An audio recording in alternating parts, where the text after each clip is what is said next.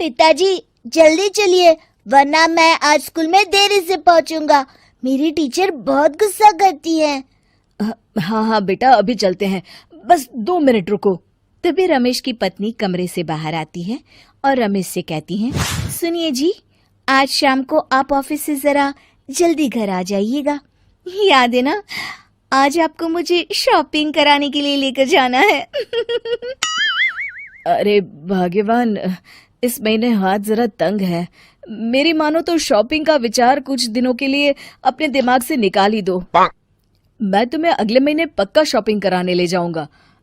अभी मुझे चलना चाहिए, वरना राजू को स्कूल पहुंचने में देर हो जाएगी।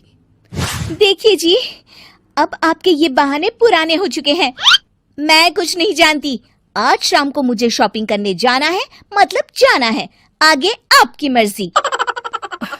अच्छा ठीक है भाग्यवान, अब तुम पूरा घर सर पर मत उठाओ, मैं कुछ करता हूँ। इतना कहकर रमेश अपने बेटे राजू को लेकर वहां से चला जाता है। घर से निकलने के लिए रमेश जैसे ही अपनी मोटरसाइकिल शुरू करता है, तभी उसकी माँ उसे आवाज देकर कहती है, अरे रमेश, आज शाम को मुझे कुछ पैसे दे देना। याद है ना, मैंने तुझसे कहा था कि मुझे मंदिर में चढ़ावा चढ़ाना है। अरे माँ, मेरी तनख्वाह आने में अभी 10 दिन बचे हैं, अभी मेरे पास बिल्कुल पैसे नहीं है। हाँ, मेरी तनख्वाह मिलते ही मैं तुम्हें पैसे दे दूंगा। रमेश की माँ चिढ़कर कहती हैं, अरे तेरा दिमाग तो खराब नहीं हो गया? मैंने तेरे भरोसे मंदिर के पुजारी जी से वादा कर दिया है और तू कह रहा है कि पैसे नहीं है। अब मैं पुजारी जी को क्या जवाब दूंगी? तुझे तो मेरी इज्जत की भी कुछ परवाह नहीं है। अच्छा ठीक है माँ, अब तुम गुस्सा मत करो, मैं शाम तक कुछ इंतजाम करता हूँ। इतना कहकर रमेश वहां से चला जाता है। फिर दोपहर को जब रमेश अपने दफ्तर में बैठा होता है, तब उसे अपनी पत्नी और माँ की बातें याद आती हैं। रमेश अपने दफ्तर के एक साथी मोहन से कुछ रुपए उधार मांगता है। अरे भाई मोहन, मेरा एक छोटा सा काम कर दो, मुझे कुछ रुपयों की सख्त जरूरत है। मुझे कुछ दिनों के लिए क्या तुम रुपए उधार दे सकते हो? अरे रमेश भाई, मैं तुम्हें पैसे उधार तो दे सकता हूँ, लेकिन मुझे वक्त पर पैसे लौटा देना। वैसे भी मेरा मानना है कि दोस्ती यारी में कभी पैसों का व्यवहार नहीं करना चाहिए। ये कहावत तो तुमने सुनी ही होगी कि उधार प्रेम की कैंची है। मैं नहीं चाहता कि पैसों को लेकर हमारा रिश्ता खराब हो। अरे मोहन, तुम बिल्कुल चिंता मत करो, मैं तुम्हारे पैसे वक्त पर लौटा दूंगा। फिर मोहन रमेश को पैसे दे देता है। शाम को घर आकर रमेश कुछ पैसे अपनी माँ को देता है और साथ ही अपनी पत्नी को भी शॉपिंग कराने बाजार लेकर जाता है।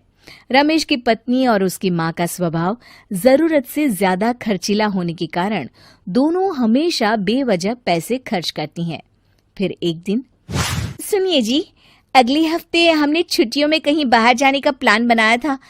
आपने पैसों का इंतजाम कर लिया ना? अरे अभी कहाँ, अभी तो मेरे पास बिल्कुल पैसे नहीं है, हम कभी और चले जाएंगे।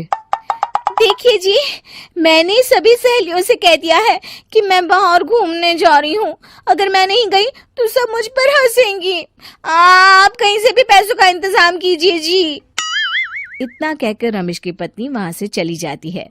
वहीं दूसरी तरफ रमेश की माँ भी तीर्थ यात्रा जाने की जिद करती है और रमेश से पैसे मांगती है। फिर अगले दिन रमेश एक सेठ से पैसे उधार लेकर अपनी पत्नी और बेटे को घुमाने ले जाता है और अपनी माँ को भी तीर्थ यात्रा पर भेज देता है। लेकिन जैसे ही रमेश अपनी छुट्टियां बिताकर वापस आता है, कर्जदार उसका जीना मुश्किल कर देते हैं। इतना ज्यादा कर्ज एक साथ अपने ऊपर देख रमेश काफी परेशान रहने लगता है।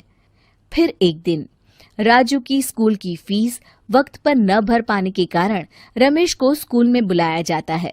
स्कूल के प्रिंसिपल साहब रमेश को सख्त हिदायत देते हैं कि अगर वक्त पर स्कूल की फीस नहीं भरी गई तो उनके बेटे का नाम स्कूल से काट दिया जाएगा। अपने बेटे की स्कूल की फीस भरने के लिए रमेश अपने दोस्त गिरधारी से कुछ पैसे उधार ले लेता है और स्कूल की फीस भर देता है। रमेश की माँ और उसकी पत्नी खर्चे और घर की जिम्मेदारी संभालते संभालते धीरे धीरे रमेश पूरी तरह कर्ज में डूब जाता है और तभी एक दिन दफ्तर में काम करते समय रमेश की तबीयत अचानक बिगड़ जाती है और वो बेहोश होकर गिर पड़ता है। उसे जल्दी से पास के एक अस्पताल में भर्ती कराया जाता है।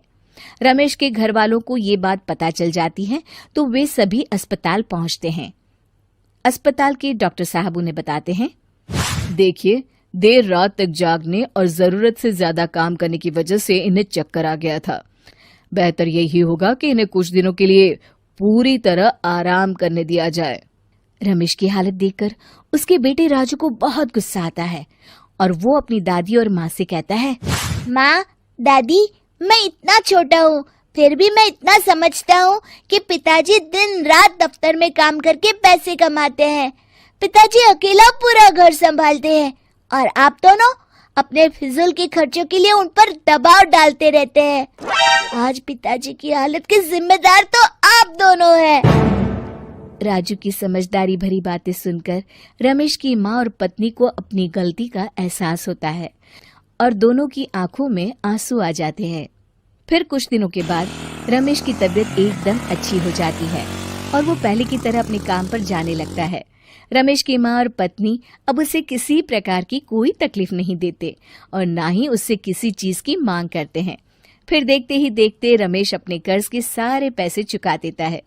उसकी जिंदगी पहले की तरह अच्छी हो जाती है और वो अपने परिवार के साथ खुशी खुशी रहने लगता है।